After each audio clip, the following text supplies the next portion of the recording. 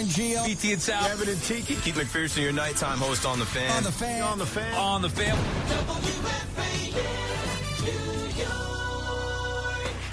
It's WFAN Daily, hosted by Pete Hoffman.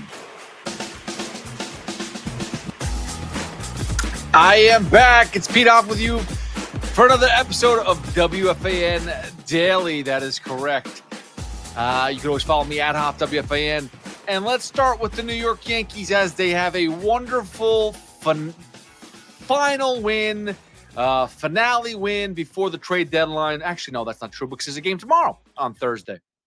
But Wednesday night, a good victory as Ryan McMahon has a walk-off single, which one doesn't make a difference if it's a single, double, home run. It doesn't make a difference. The Yankees win the freaking game, and it could have been. It was a close game. This game, as always, has the Yankees continue to play miserable baseball. So the fact that they won this game is a shocker itself. But my God, how many more Volpe errors are we going to see? And what's going on with Austin Wells and the base running? I've seen a lot of stupid plays in my day. But at this point in time, the Yankees find new ways to continue to run themselves out of ball games. And it's a good victory. The fact that they came back and won was amazing. You know, again, Bellinger, big hit late in the game. You have Volpe with a great home run, which was much needed. But at this point in time, and I asked this on Twitter. I asked this at Hoff WFAN on my X account. And this is a serious question. What is more likely for Anthony Volpe to finish with? More home runs or more errors at this point in time? Because it's neck and neck. Every day he's making another error, and then he hits a home run. So I guess that's like a little tit for tat. You know, you can live with the errors if he's getting home run, but not really. And I got to be honest with you, they're major leaguers, so I'm not impressed anymore with guys who could just get double-digit home runs. I say that a lot now, but I feel like I'm on repeat, but I'm being serious. If you can hit 15, 20 home runs, that's the normal. That's the norm. It's not like back in the day where some guys would go through a season and hit maybe 2 or 3 home runs in a season. Yeah, like that's over. You should be hitting 10-plus home runs if you're in major leagues. Like you're playing 162, especially if you're posting as much as Anthony Volpe is, you should be hitting double-digit home runs. So the fact that he's got 15 or 16 home runs now on the season, that doesn't do anything for me. That's like, yeah, you could hit home runs. We've seen you could hit 20 home runs in a season. That you've done that before. Remember when Gleyber Torres hit 38 home runs in a season? Everyone's like, oh my God, we got our guy. And then he couldn't repeat that again. He couldn't do that again. And everyone was all pissed off that Gleyber Torres, lied to the world. He hit 38 home runs in a season. Couldn't do it again, though. What's up with that? Well, Anthony Volpe is good for one thing. He'll get you 15 home runs, close to it. But he'll also finish the season with an OPS close to 666, and he'll finish with an average of close to 200. And those two things are not good enough when you make as many errors as Anthony Volpe does. Now, listen, whatever the case is, they're going to keep on running him out for whatever reason. Here's why you can't if you're the Yankees. If you are being serious, which they are, they're being serious. They want to get to the playoffs and they want to win the World Series. That's the goal every single year. That's what they put. The price of admission is what it is because this team is going to go and try to win a World Series. You can't run out those young kids anymore. It is time. You got less than 24 hours. Whenever you listen to this podcast, whether it's Wednesday night, Thursday morning, Thursday afternoon, 6 p.m. Thursday, that is the trade deadline. End of story. Nothing else. There's no more waiver claim trades or anything like that. No, it's done. 6 p.m. on Thursday, you make all the moves and it's over. The Yankees need to add not just a bat, but a positional offensive piece that plays the field, and you don't have to torture yourself through bad defensive plays, either at shortstop or at left field. End of story. And it's very simple. I think I said the other day, Cody Bellinger is your everyday center fielder or right fielder until Judge comes back, whether he's DH, whatever the case is. But the left field spot cannot be Dominguez anymore, and the shortstop cannot be. You can't run both of those guys out there. It's just irresponsible if you want to win a World Series. If you want to be a playoff contender, it's irresponsible to run those two guys out there on a regular basis. They're not ready yet. End the story. And that's okay. No one's telling anybody that Jason Dominguez has to be ready right now. That no one says that Anthony Volpe has to be ready right now in order to be successful. That's not true. But if you want to win this year, the best bet is to have those two guys not being in starting lineup anymore. It's just the case. And there are pieces out there. I don't know how much it's going to cost, but the Yankees are consistently turning their prospects that never turn out to be anything into veterans that help win and get to the playoffs. Do they help win the World Series? That hasn't happened in a long time. But the point is they can find a way to turn around some of these prospects and bring in someone like a Stephen Kwan in the outfield. They're not going to go for Luis Robert, who's out there right now in discussion. But there are plenty of other offensive pieces. And again, I go back to Colorado, get Mickey Moniak. Guy's not making anything at all. He's 27 years old. He reminds me of Andrew Benintendi. You bring him in, you play him in the outfield. He can play anywhere, basically, left field, right field. He's a serviceable outfielder. You don't need him at center field. Go get Mickey Moniak. Guy is everything that you want and more in the outfield. He legitimately is putting up offensive numbers that they would love Jason Dominguez to put up, and he's fine in the outfield. Maybe he's not as Gold Glove as a Cody Bellinger or Trent Grisham, but he can actually catch the ball in the outfield. He can play the outfield and be serviceable and not be caught with his pants down on a regular basis. So that's someone that I think he'd be relatively cheap because, again, Colorado is looking to get anybody at this point in time. Keep on give us prospects, give us whatever. We don't know, we don't care. And Mickey Moniak is I think he's a free agent after this year, if I'm correct. He's making peanuts too, which is great for the Yankees. Just go get him. And there's other teams like that, like right now, that you can go and find. The Pirates are starting to trade their guys. Brian Hayes just got moved to the Reds. The Orioles are selling. I don't know if you're going to be able to make a trade with the Orioles. Again, it's tougher in the division. The Orioles and the Rays are both just give it away. Littell just pitched for the Rays, and he just got moved to the Reds right after the game was over. So there's guys in your division that are trading already. But again, can the Yankees trade with them? Maybe tougher, but go to Miami. Go to the teams that you've had success with. There are a ton of options out there that are better than, especially if you want to have a better defensively sound team. And that's been the biggest issue. That's been the biggest bugaboo with the Yankees all season long, dating back to the World Series. Hello. Now, they did make a move, and this is a little embarrassing right here. Okay, because I don't want to compare it all, but it reminds me a little bit of the Yankee move that they made earlier on Wednesday. It brings back memories, fond memories.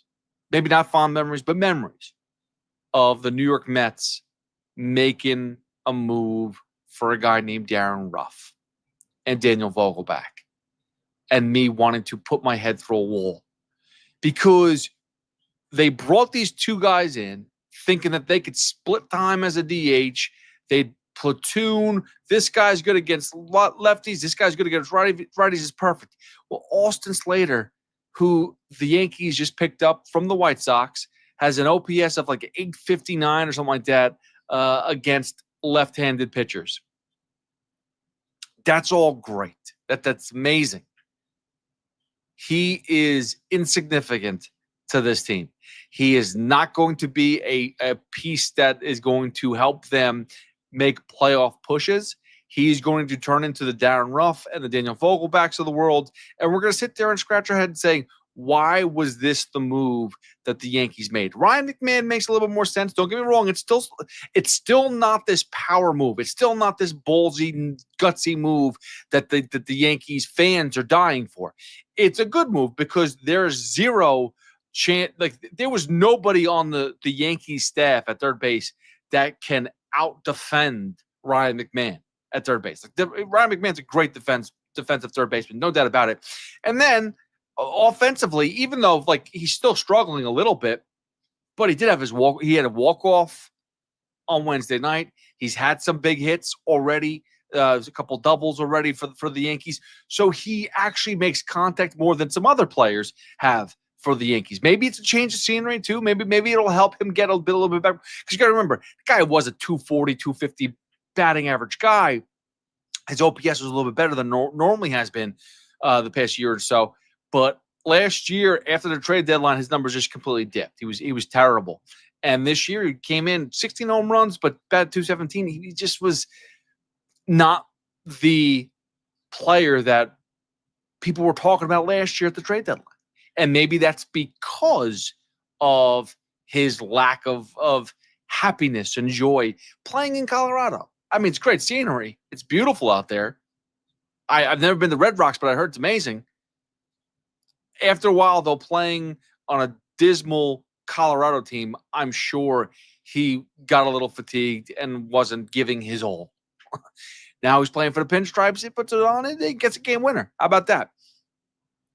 Again, it's good. It's a good start for the Yankees, but these need to be bigger. This is not big enough yet for the Yankees if they want to be contenders, if they want to be true contenders for the World Series. Again, you have to think about, and we'll talk about the Mets in a second, but I said the same thing with the Mets on the Rico Bronin podcast right now with Evan Roberts not too long ago.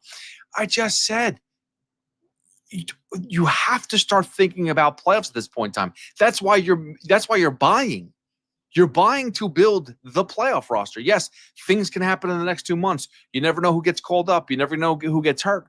But the goal is that these players that you're adding to your team, they're most likely going to be on the playoff roster.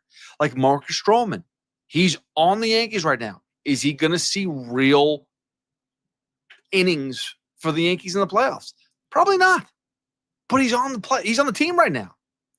Will Warren, who we saw have another good game, and again, Will Warren has this weird thing, like he's like every other game he plays well. He can get you, sometimes deep into a game, so he can strike out a decent amount of players. Today was one of his better games, Wednesday night was one of his better games, toe-to-toe with Littell. And it was a good outing for him. Unfortunately, he couldn't get the win because the Yankees couldn't score up until the later on in the game, and then nice little comeback. But that being said, though, think about this team, think about the Yankees right now as a whole. Who is going to get real innings? Who's going to be playing and pitching in big spots, and who's going to be pinch hitter off the bench? Is Austin Slater really going to be getting big opportunities in the playoffs? If he does, that's kind of scary. Let's move to the Mets real quick as they made two splashes. Now, first of all, Tyler Rogers, I'm not going to sit there and deny. I was very butthurt. It's not even that Drew Gilbert, I know how great he is. I've heard a lot about him. The talk has been a little bit more about Drew Gilbert, high-profile player because of where he came from, the fact that he got traded for Verlander, involved in that deal. That's why I think Drew Gilbert to me was more of like a name. And again, you did follow him a little bit closer than some others. He wasn't all that great, but again, someone that you followed a little bit closer than others in the minors. When you trade away Jose Butto, which is fine, and you trade Blade Tidwell, which is fine because you saw Blade Tidwell, and then you add on another player, and it's Gilbert. Drew Gilbert. It's one of those things where it's like we are trading for a rental 34-year-old reliever, and I understand how good Tyler Rogers is. I understand how quirky he is. He's got the sidearm. He's got all that good stuff. I get it, but you can't tell me that the first initial thought is, why did we give up so much for a relief pitcher? What is wrong with us? Like, that doesn't make any sense. And Tyler Rogers may not be a household name, but he's been around for a while. He is very good. I'm not taking anything away.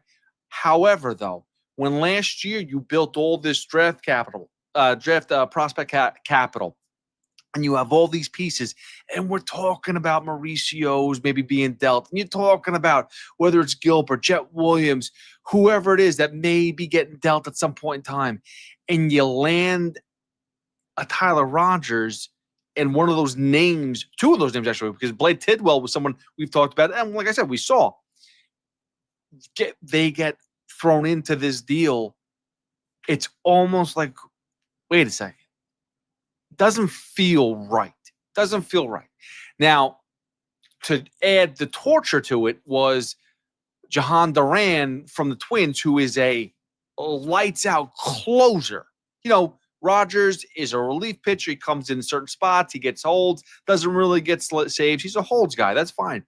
You know, keeps the game intact, keeps the game moving for the next guy. Puts it up in the line for the next guy. Duran is a closer. And he's badass. Now, we've seen Mick Appel pitch this year. He had some good moments. He's had some really bad moments, too.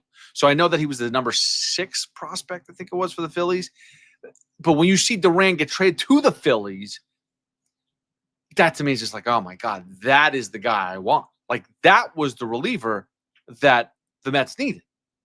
And again, you saw the guys that were in there in the trade, number 4 prospect, number 6 prospect in the Phillies organization. I believe that's who it was, or at least now they're number 4 and 6 in the Minnesota organization. Regardless, those two getting traded, it's almost like I didn't think that the Mets couldn't compete with that. Like, why wouldn't I think that they could? Like, you know, that would have been the move to make. Now, on the other hand, not too long after that, you see that Ryan Helsley gets traded to the Mets, and the world changes. And you start popping the champagne. You go, hold on a second. We got Edwin Diaz. We got Tyler Rogers. We got Helsley. This is a whole different bullpen now. This is something we can work with. You know, and what's next, though? Because there's always a what's next.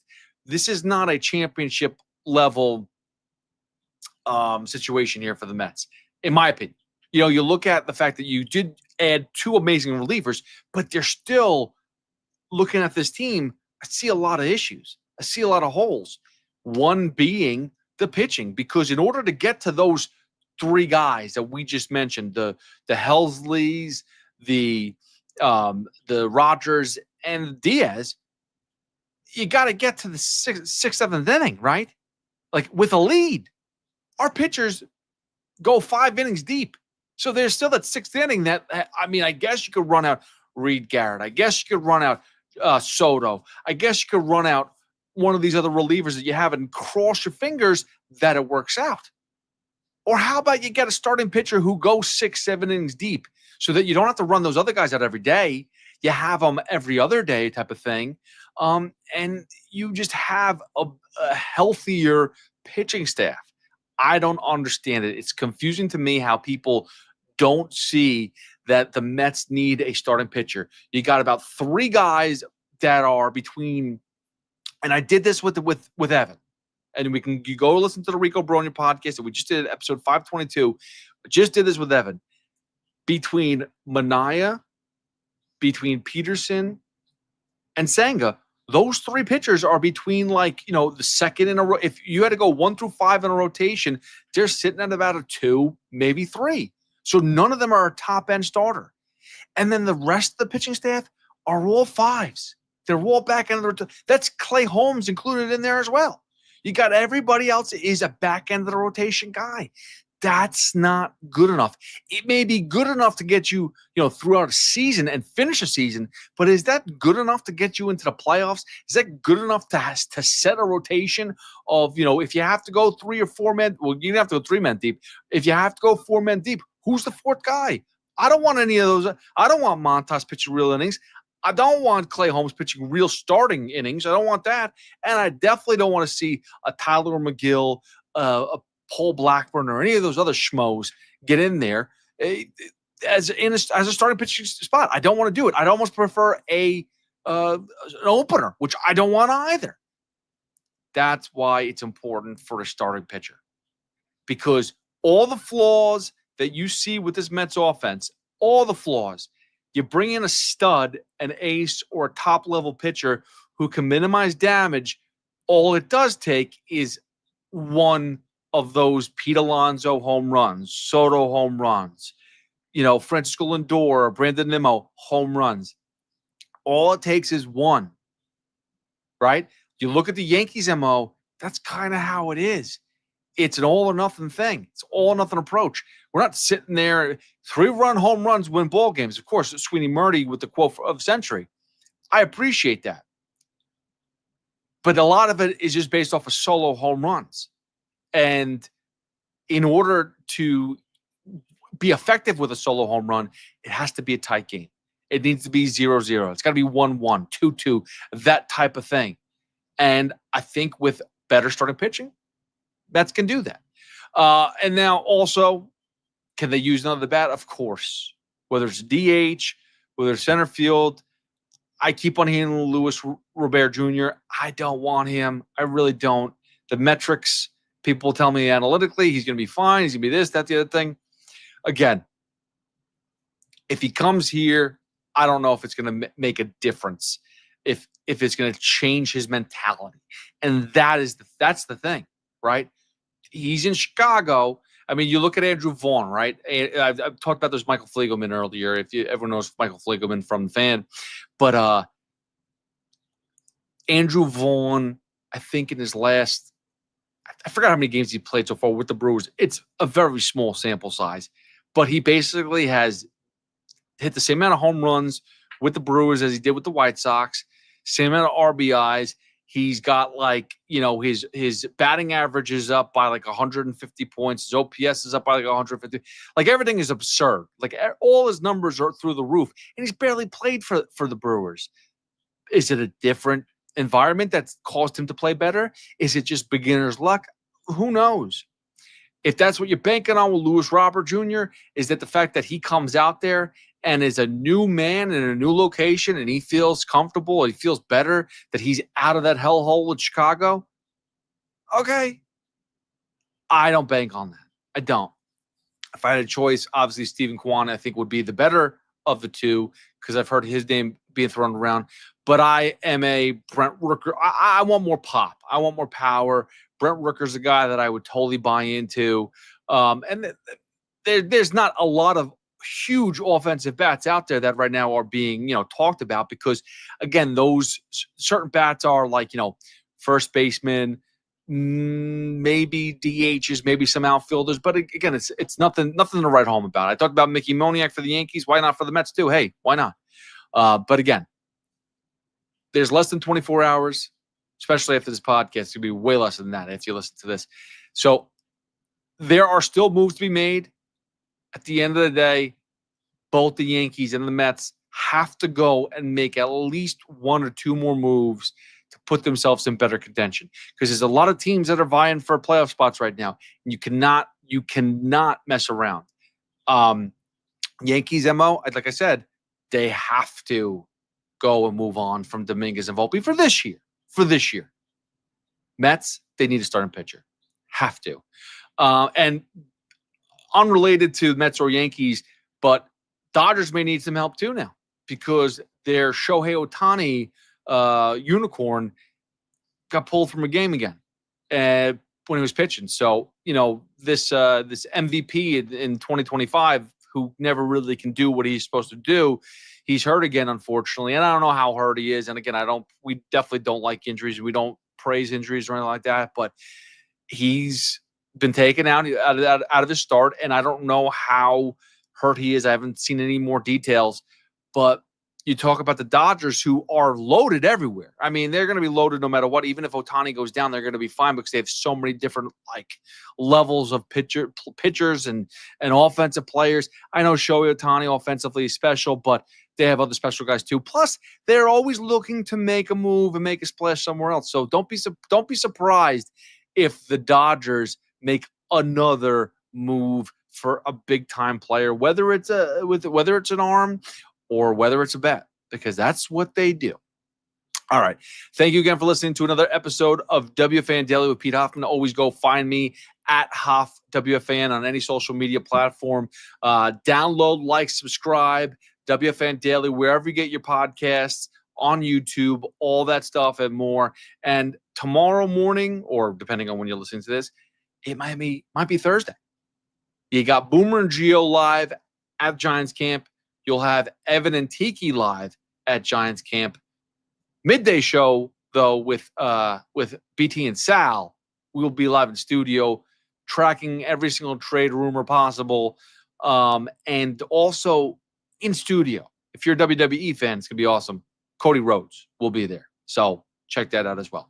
Thank you for listening to another episode of WFAN Daily. You guys have a great Thursday.